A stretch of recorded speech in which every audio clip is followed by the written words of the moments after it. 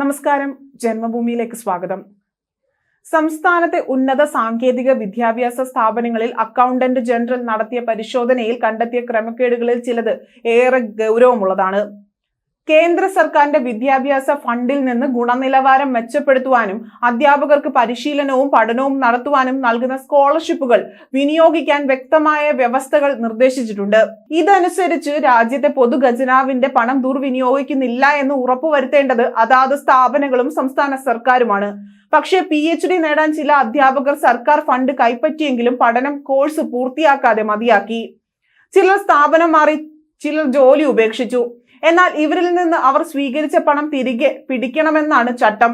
പക്ഷേ അവർ ബോണ്ട് ഒപ്പിട്ട് നൽകിയിട്ടുണ്ടെങ്കിലും 12.5% പലിശ സഹിതം പണം തിരിച്ചു പിടിക്കുന്നതിൽ അധികൃതർ വീഴ്ച വരുത്തിയതായി അക്കൗണ്ടന്റ് ജനറൽ കണ്ടെത്തിയിട്ടുണ്ട്. ഇത്തരത്തിൽ 1.30 കോടിയിലേറെ രൂപ അധ്യാപകരിൽ നിന്ന് പിടിച്ചെടുക്കേണ്ടതുണ്ട്. സ്കോളർഷിപ്പ് വാങ്ങുന്ന വിദ്യാർത്ഥികൾ പഠനം പൂർത്തിയാക്കാതെ പോയാലും കൈപ്പറ്റിയ പണം തിരിച്ചു പിടിക്കണം. എന്നാൽ പാലക്കാട് എഞ്ചിനീയറിംഗ് കോളേജിലെ റമീസ് മുഹമ്മദ് എന്ന വിദ്യാർത്ഥിയിൽ നിന്നും മാത്രം 18.02 ലക്ഷം രൂപ പിടിക്കാനുണ്ട്. കോഴിക്കോട് എഞ്ചിനീയറിംഗ് കോളേജിലെ മുൻ അധ്യാപിക 11 ലക്ഷം തിരിച്ചടച്ചിട്ടില്ല. ഇതിലൊന്നും സർക്കാരോ ഡയറക്ടറോ നടപടികൾ സ്വീകരിച്ചിട്ടില്ല എന്നതും ഓഡിറ്റ് റിപ്പോർട്ടിൽ പറയുന്നു. സംസ്ഥാന സർക്കാർ 2016-17 വർഷങ്ങളിൽ സംസ്ഥാനത്തെ ബാംബു ടെക്നോളജി സെന്റർ സ്ഥാപിക്കാൻ തിരുവനന്തപുരം ബോട്ടൺ ഹിൽ എഞ്ചിനീയറിംഗ് കോളേജിൽ 30 ലക്ഷം രൂപ അനുവദിച്ചു. കേന്ദ്ര സർക്കാരിന്റെ പദ്ധതിയും ധനസഹായവും വിനിയോഗിച്ചാണ് സെന്റർ വിഭാഗം ചെയ്തത്.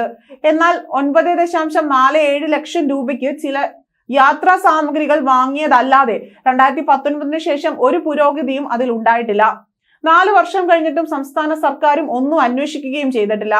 ഉന്നത സാങ്കേതിക വിദ്യാഭ്യാസ വകുപ്പിലെ 8 സ്ഥാപനങ്ങളിലെ ഓഡിറ്റ് റിപ്പോർട്ടിലാണ് ഈ ക്രമക്കേടുകൾ കണ്ടെത്തിയിരിക്കുന്നത്. മറ്റു സ്ഥാപനങ്ങളുടെ സ്ഥിതി ഇതിനേക്കാൾ മോശമാകാം. എഞ്ചിനീയറിംഗ് കോളേജുകളുടെ കാര്യത്തിൽ മാത്രമല്ല, പോളിടെക്നിക്കൽ, ഹയർ സെക്കൻഡറി സ്കൂളുകൾ തുടങ്ങിയവയിലും ഇതാണ് സ്ഥിതി. ഉദാഹരണത്തിന് ആലപ്പുഴ ജില്ലയിലെ കാവാലത്തെ ടെക്നിക്കൽ ഹയർ സെക്കൻഡറിക്ക് സ്ഥലം വാങ്ങാൻ 22.5 ലക്ഷം രൂപ അനുവദിച്ചിരുന്നു. 3 വർഷമായി വിനിയോഗിക്കാതെ അതിപ്പോൾ കിടക്കുകയാണ്. ഇത്തരത്തിൽ ഗുരുതരമായ വീഴ്ചകളും ക്രമക്കേടുകളുമാണ് 60 പേജ് റിപ്പോർട്ടിൽ അക്കൗണ്ടന്റ് ജനറൽ കണ്ടെത്തി സാങ്കേതിക വിദ്യാഭ്യാസ ഡയറക്ടർക്ക് കൈമാറിയിരിക്കുന്നത്.